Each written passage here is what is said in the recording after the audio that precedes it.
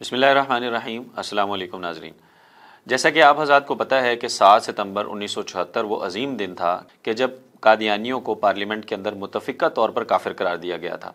اس سے قبل قادیانیوں کی طرف سے نہتھے مسلمانوں پر تشدد کیا گیا تھا، جس کی وجہ سے ایک ملک گیر تحریک شروع ہوئی اور پھر اس مسئلے کو حل کرنے کے لیے پارلیمنٹ میں لایا گیا تاکہ قادیانیوں کی آئینی اور قانونی حیثیت کو واضح کیا جائے۔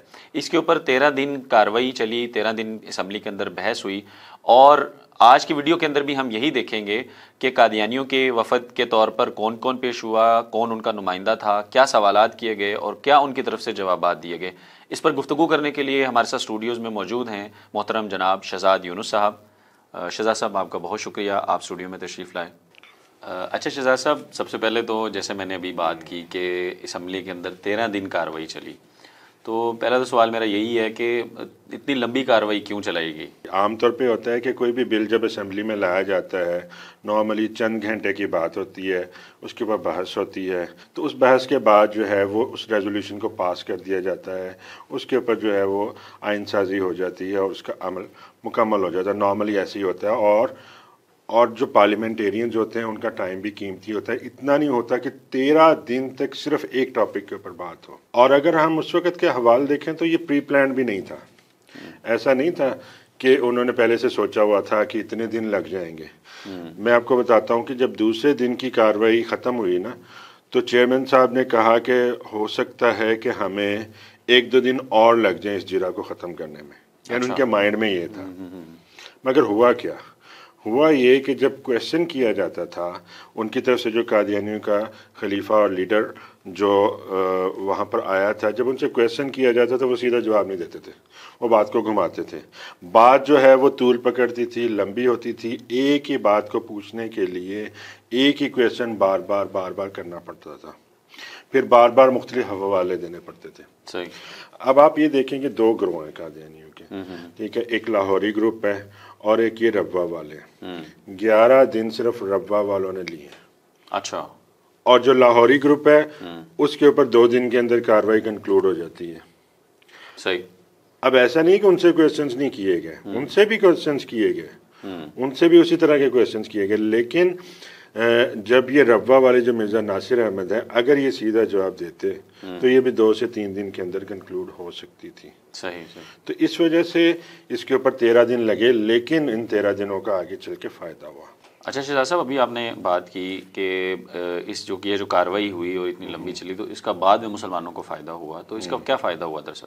اس کارروائی کے شروع ہونے سے پہلے ایک ڈاکومنٹ جو ہے وہ دونوں گروہوں نے، قادیانی کے دونوں گروہوں نے وہ سبمٹ کروایا پارلیمنٹ میں، جس کو محضر نامہ کہتے ہیں۔ اس محضر نامے کے اندر انہوں نے کیا کیا کہ اپنی طرف سے ساری وضاحتیں پیش کر دی، بڑی خوشنما کر کے، اور وہ یہی سوچ رہے تھے کہ یہی وضاحتیں جو ہیں یہ پارلیمنٹ میں پڑھ کے سنائی جائیں گی اور اس سے ہماری بڑی آرام سے خلاصی ہو جائے گی۔ مگر ہوا نہیں ایسے۔ ہوا یہ کہ ان سے وہ کاؤنٹر کویسچنز پوچھے گئے جو کہ اصل میں مرزائیت کی، قادیانیت کی کفریات ہیں، ٹھیک ہے، جو کنٹروورشل چیزیں ان کی ہیں، وہ ایک کویسچن پوچھی گئے، اور جب وہ کویسچن پوچھے گئے تو وہ ڈریگ ہوا، جیسے میں نے بتایا پہلے۔ اب اس کے 3 فائدے ہوئے۔ پہلے فائدہ تو یہ ہوا کہ قادیانیوں کو یہ کہنے کا حق حاصل نہیں ہے کہ ان کی بات پوری طرح نہیں سنی گئی۔ بالکل صحیح۔ ٹھیک ہے، ایک چیز ڈیٹیل سے ڈسکس ہوئی ہے، اور آن دا ریکارڈ آ گئی، اور وہ کتابوں میں محفوظ ہے، اور جو کارروائی ہے نا وہ پوری کی پوری محفوظ ہے۔ اگر اس کے اندر کوئی یہ بات کہہ رہا ہے نا کہ میرا مائک ٹھیک کر دیں، تو وہ بھی اس میں لکھا ہوا ہے۔ صحیح۔ اچھا، اس حد تک یعنی اس کو مطلب ڈیٹیل میں لکھا گیا؟ ڈیٹیل میں اگر کہیں پہ کہا ہے تو بریکٹ میں لکھا ہوا ہے کہا۔ اچھا، صحیح ہے۔ اگر چیئرمین صاحب کی سیٹ پہ کوئی اور صاحب آ کے بیٹھ رہے ہیں تو وہ بھی ہوگا کہ چیئرمین چینج ہوا۔ پوری کی پوری عکاسی کی گئی ہے جو کہ قلم بند ہوئی ہے۔ صحیح۔ تو پہلا فائدہ تو یہ ہوا کہ قادیانی اب یہ نہیں کہہ سکتے کہ جی ہمارا موقف نہیں سنا گیا۔ بالکل صحیح۔ اچھا، اس کا جو دوسرا فائدہ ہمیں نظر آتا ہے نا، وہ یہ نظر آتا ہے کہ اگر کوئی بھی آدمی اس کارروائی کو پڑھتا ہے، بالکل نیوٹرلی پڑھتا ہے، تو وہ دیکھے گا کہ جو قادیانیوں کی طرف سے سربراہ تھا مرزا ناصر، وہ آلموسٹ تمام سوالوں کے جواب دینے سے قاصر رہا، وہ دے نہیں پایا، اس کے پاس آنسر تھے ہی نہیں۔ صحیح ہے۔ تو اس سے کیا ہوا کہ لوگوں کے اوپر، ایک تو اس وقت جو پارلیمنٹیرینز تھے ان کے اوپر واضح ہو گیا کہ یہ جو لوگ ہیں ان کا کوئی سر پیر نہیں ہے، یہ کوئی مذہب نہیں ہے، یہ ایک فتنہ ہے، ٹھیک ہے۔ اور اس کا جو تھرڈ فائدہ ہمیں نظر آتا ہے نا وہ بڑا زبردست ہے، وہ یہ ہے کہ اس کو کاروائی کو اگر دیکھیں نا اب یہ چھپ چکی ہے، اس کے اوپر مصدقہ رپورٹ لکھا ہوا ہے یا پارلیمنٹ کی کاروائی لکھا ہوا ہے. اس بک کے اوپر اگر ٹائٹل دے دیا جائے نا قادیانی کافر کیوں یا قادیانی کی وجوہ تکفیر، تو وہ بھی اس کے اوپر فٹ آئے گا. بالکل صحیح. کیوں؟ وہ ساری کفریات اس میں جمع ہو گئی ہیں جو کہ مرزا قادیانی، اس کے بیٹوں یا احمدیہ جماعت، قادیانی جماعت اس کی طرف منسوب ہیں. اور یہ مطلب صرف ایک ون سائیڈڈ نہیں ہے بلکہ ان کے کراس کوشچننگ کے ساتھ ہے، یعنی گویا ان کی طرف سے بھی اس پر تصدیق ہوئی ہے. یہ بڑی اہم بات ہے، یہ بڑی اہم بات ہے کہ ان سے پوچھا جاتا تھا، ان سے کلیریفیکیشن لی جاتی تھی، وہ کلیریفیکیشن نہیں دے پاتے تھے، دوبارہ سوال پوچھا جاتا تھا کہ آپ کلیئر کریں، آپ اپنی پوزیشن واضح کریں، آپ اپنی پوزیشن واضح کریں. جہاں پہ وہ پوزیشن نہیں واضح کر پاتے تھے وہاں پہ چیئرمین صاحب خود ہی کہہ دیتے تھے کہ آپ چلنے دیں، ٹھیک ہے، جتنی اسٹیئرنگ کمیٹی ہے وہ خود ہی دیکھ رہی ہے، وہ اس کا نتیجہ خود بخود اخذ کر لے گی. اچھا شہزاد صاحب، یہ بتائیے گا کہ یہ جو 13 دن کاروائی چلی ہے، اس کا پیٹرن کیا رہا، اس کا سٹائل کیا رہا کاروائی کا؟ جو پارلیمنٹیرینز تھے تو پارلیمنٹ کو ایک خصوصی کمیٹی کی شکل دی گئی. ٹھیک ہے، خاص اس کاروائی کے لیے، اسی کاروائی کے لیے. ٹھیک ہے. اور یہ کہا جاتا تھا کمیٹی کو بلایا جائے، کمیٹی کے اراکین کو بلایا جائے. صحیح ہے. صحیح ہے. اس کے اندر پھر ایک کویسچن کمیٹی، اسٹیئرنگ کمیٹی اس کو کہتے تھے، پھر اس کے اندر ایک کویسچن کمیٹی تھی، کچھ افراد تھے جو کہ سوالات تیار کرتے تھے. ٹھیک ہے. جو کویسچن کرتے تھے وہ صرف ایک آدمی تھا، ہی واز اٹارنی جنرل. وہی صرف سوال اٹارنی جنرل تھے، اٹارنی جنرل آف پاکستان تھے اس وقت. ٹھیک ہے. ٹھیک ہے. ان کی طرف سے جو ہے وہ وفد آتا تھا اور وفد کا ایک سربراہ ہوتا تھا جو کہ مرزا ناصر تھا. اس سے 1 to 1 کویسچنز ہو رہے ہوتے تھے. کسی بھی آدمی کو یہ اجازت نہیں تھی کہ وہ ڈائریکٹ کویسچن کرے، تاکہ وہ ایک شور و غل نہ بن جائے، کوئی ادھر سے بول رہا ہے، کوئی ادھر سے بول رہا ہے، ایک یونیفارمٹی رہے. ہاں بالکل ٹھیک ہے نا، ایک پیٹرن رہے، ایک یونیفارمٹی رہے، ایک آدمی کے. اور ان کو بھی یہ نہ ہو کہ جی ہمارے اوپر کوئی دھاوا بولا جا رہا ہے یا ہمیں ہمارا پریشرائز کیا جائے، ایسی کوئی بات کی جا رہی ہے، کچھ ہو رہا ہے. ٹھیک ہے. تو آرام سے کویسچن ہوتے تھے. ٹھیک ہے. آرام سے اس کا آنسر لیا جاتا تھا. اگر وہ کہتے تھے ہمیں اس کے لیے ٹائم درکار، ان کو ٹائم دے دیا جاتا تھا. اگر کسی کویسچن کا وہ آنسر نہیں دینا چاہتے تھے تب بھی ان کو مجبور نہیں کیا جاتا تھا. بعض کویسچنز کے آنسر میں انہوں نے کہا نہ میں اس کی تائید کرتا ہوں نہ میں اس کی تردید کرتا ہوں. ٹھیک ہے. آنسر ہی نہیں دیا انہوں نے. اچھا. ٹھیک ہے. اور اس کو پریشرائز نہیں کیا گیا کہ نہیں آپ اس کا آنسر دیں گے تو ہم آگے چلیں گے. تو یہ پیٹرن تھا جو کہ 13 دن رہا. شہزاد صاحب، آپ نے ابھی تب اس کا ایک پیٹرن بتایا کہ کاروائی کا کیا پیٹرن رہا، کہ بالکل دونوں سائڈ سے سوالات ہوتے تھے لیکن ایک ایک بندہ دونوں سائڈ سے ڈیسائیڈ تھا کہ کون سوال کرے گا، کون جواب دے گا، اور اس کا ایک طریقہ کار بھی طے تھا. تو کچھ تھوڑا سا یہ جو کاروائی جو چلی ہے، 13 دن کاروائی چلی ہے، کچھ ہمیں اس کی ڈیٹیل بتائیں. مطلب کب شروع ہوئی، کس ڈیٹ کو یہ شروع ہوئی، اور اس کے اندر کیا کویشچنز کیے گئے اٹارنی جنرل کی طرف سے جو ہیں، اور جو قادیانی ہیں، قادیانیوں کے وفد تھا، ان کا سربراہ تھا مرزا ناصر، اس کی طرف سے اس کے کیا آنسر دیے گئے، کیا وہ آنسر واقعتاً صحیح تھے، یا مطلب تھوڑا سا اس کو ڈیٹیل میں ہمیں بتائیں ذرا. 5 اگست کو یہ شروع ہوئی. ٹھیک ہے. اور 5 6 7 8 9 10 6 دن یہ بنتے ہیں، 5 سے لے کر 10 تک. ٹھیک ہے. 6 دن یہ کاروائی چلی. اس کے بعد 10 دن کی بریک آئی. اس کے بعد 20 تاریخ کو دوبارہ ریزیوم کیا گیا کیونکہ درمیان میں 14 اگست آ رہا تھا. اور دونوں طرف کے فریقین جو تھے انہوں نے یہ ریکویسٹ کی تھی کہ ہمیں تھوڑی سی بریک دی جائے، ہم نے حوالے دیکھنے ہیں. اور سٹرین بہت زیادہ تھا ان کے اوپر نا، کیونکہ بہت طویل بحث ہوتی تھی. بہرحال 20 کو یہ دوبارہ شروع ہوئی. اور 20 سے لے کر آگے جو ہے وہ باقی کے 5 دن ان کے اوپر کاروائی پہلے گروہ کے اوپر. ٹھیک ہے. اور اس کے بعد پھر 1 دن کے گیپ کے بعد پھر دوسرے گروہ کے اوپر ہوئی. تو یہ ود ان اگست جو ہے یہ کنکلوڈ ہو گئی تھی. تو سب سے پہلے جو ہے بجائے اس کی کہ قادیانیوں کے کسی کفر پہ بات ہو یا مرزا قادیانی کے کسی حوالے پہ بات ہو، اس سے پہلے کچھ اصولی باتیں طے کی گئیں جن کا طے کرنا ضروری تھا.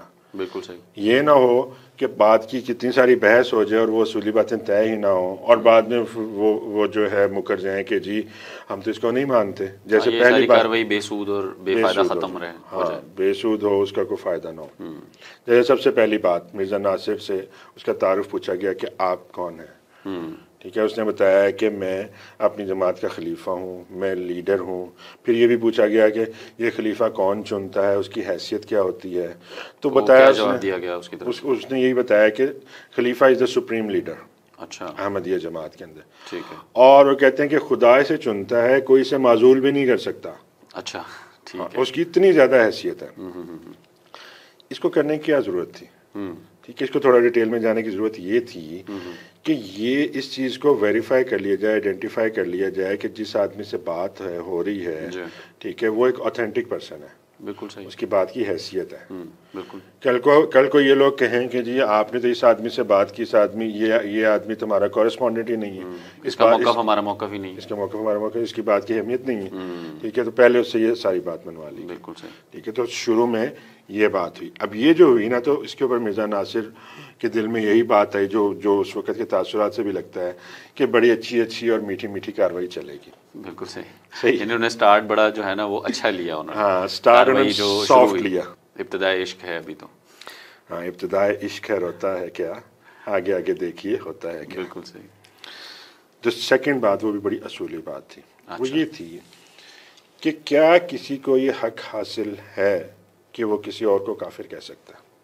کسی دوسرے کو کافر قرار دیا جا سکتا ہے یا نہیں کیا جا سکتا؟ کوئی ادارہ، کوئی شخص کسی دوسرے کو کافر کہہ سکتا ہے یا نہیں کہہ سکتا؟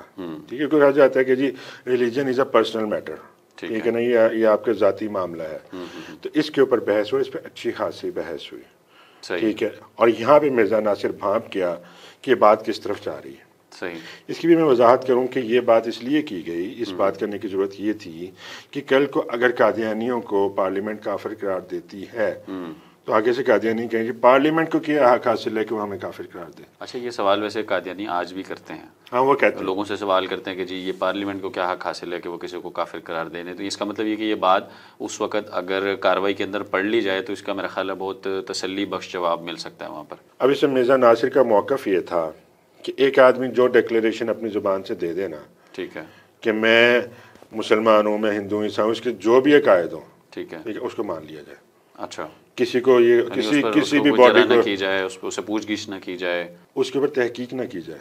اچھا، کسی بھی باڈی کو یہ حق حاصل نہیں ہے کہ اس کے اوپر تحقیق کرے، اس کے اوپر کامنٹ کرے، اس کے اوپر کوئی بھی بات کرے، چاہے وہ پارلیمنٹ جو کہ پورے ملک کی سب سے سپریم باڈی ہوتی ہے یا عدالتیں ہوتی ہیں، ٹھیک ہے، ان کو بھی حق حاصل نہیں۔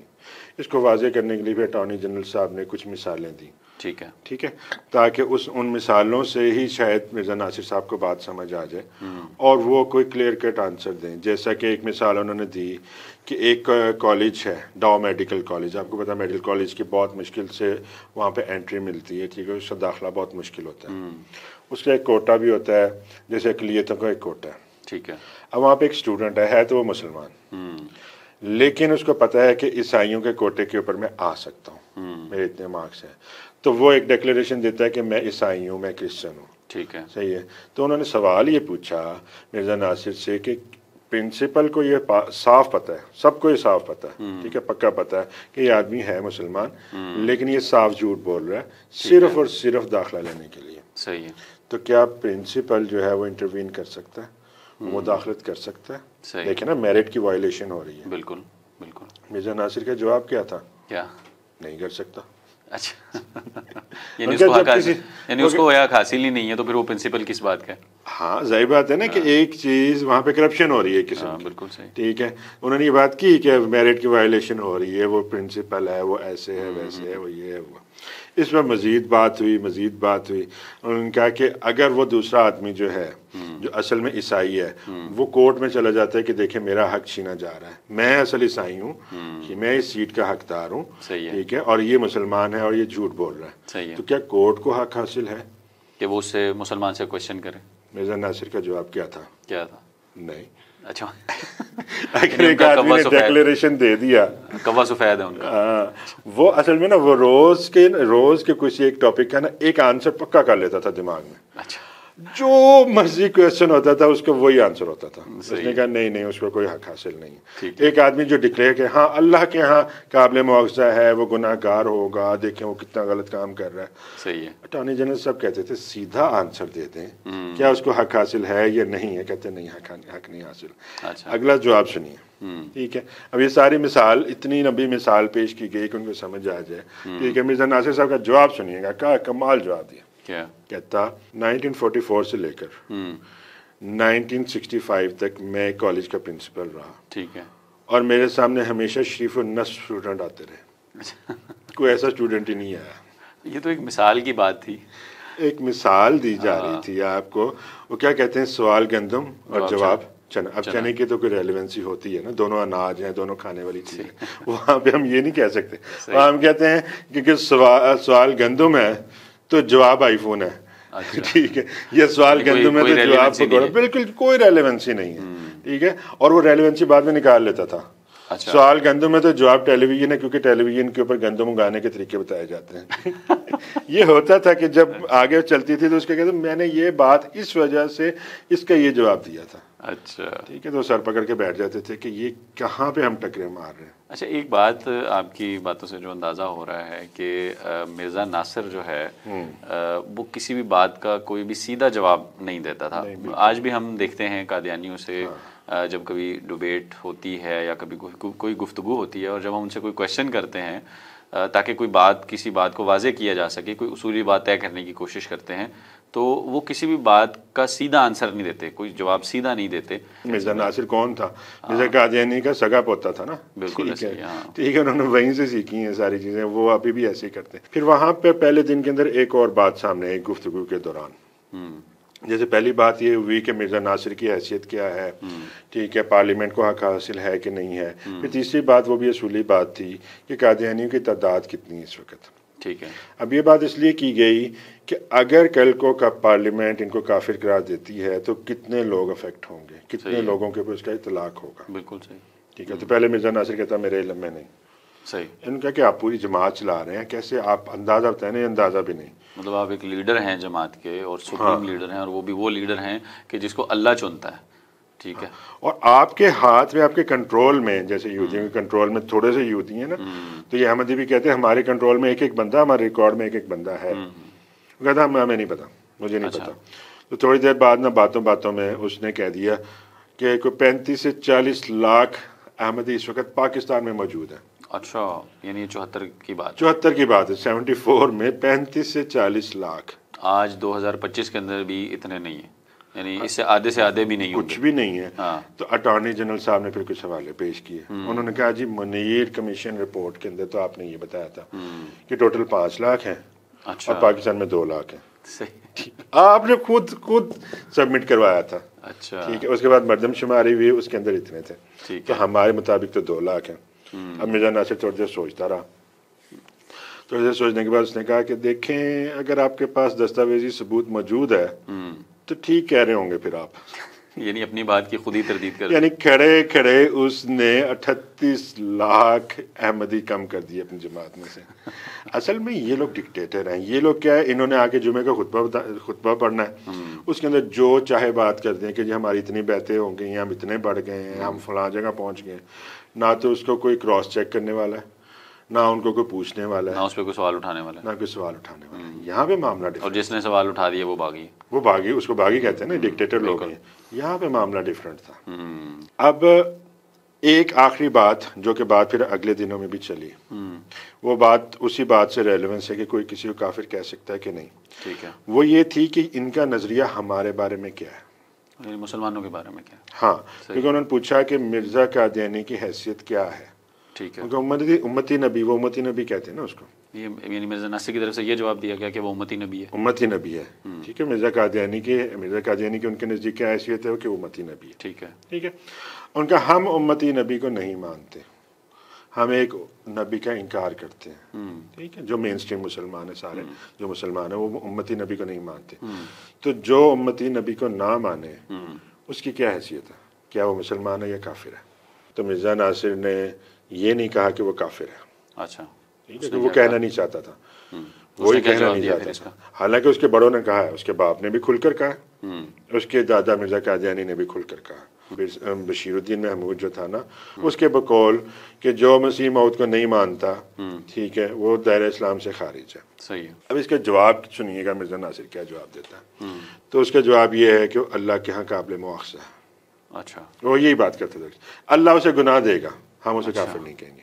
ان کا کہ اگر کوئی آدمی عیسیٰ علیہ السلام کو نہیں مانتا، اگر کوئی آدمی نماز روزہ قرآن کو نہیں مانتا، ٹھیک ہے، تو کیا وہ کافر ہوگا؟ تو مرزا ناصر نے نا اب اس یہاں پر ایک نئی بحث چھیڑ دی، ایک نئی باتیں کرنا شروع کر دی. وہ یہ کہ جی کفر کی مختلف کیٹیگریز ہیں. اچھا، ٹھیک ہے، اور کفر کی مختلف تعریفیں ہیں.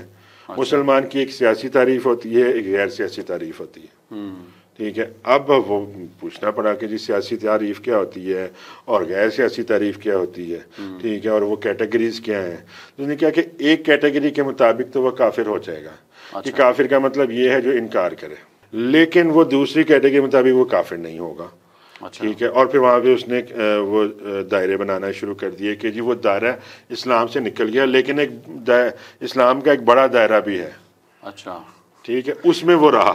صحیح، یعنی بات کو الجھانے کے وہ اتنا الجھایا، میں آپ کو ایک جملہ بتاتا ہوں، آپ کی باتوں سے واقعی میرا دماغ الجھنا شروع ہو گیا۔ ایک جملہ میں آپ کو بتاتا ہوں کہ اسے پوچھا جا رہا ہے کہ ایک آدمی نماز روزہ کو نہیں مانتا یا قرآن کو جھٹلاتا ہے، تو اب مرزا ناصر جواب کیا دے رہا ہے کہ وہ آدمی دائرہ اسلام سے تو خارج ہے، لیکن ملت اسلامیہ میں داخل ہے۔ اچھا، اب دائرہ اسلام کیا ہے اور ملت اسلامیہ کیا، اب اس کی تعریف کون کرے گا، اس کی بحث میں کون جائے گا؟ تو یہ دن جو ہے، پہلا دن یہ یہیں پہ کنکلوڈ ہوا، اسی بحث کو، اور یہ بحث چلتی رہی۔ یہ جو مرزا کو نہ ماننے والی بحث ہے نا، یہ شروع کے 5-6 دن بھی چلی ہے، آخری دنوں میں بھی چلی ہے، آخری دن بھی چلی ہے، یعنی اس کے اوپر کسی نہ کسی حوالے سے بات ہوتی رہی ہے۔ تو پہلا دن جو ہے وہ یہاں پہ کنکلوڈ ہو گیا۔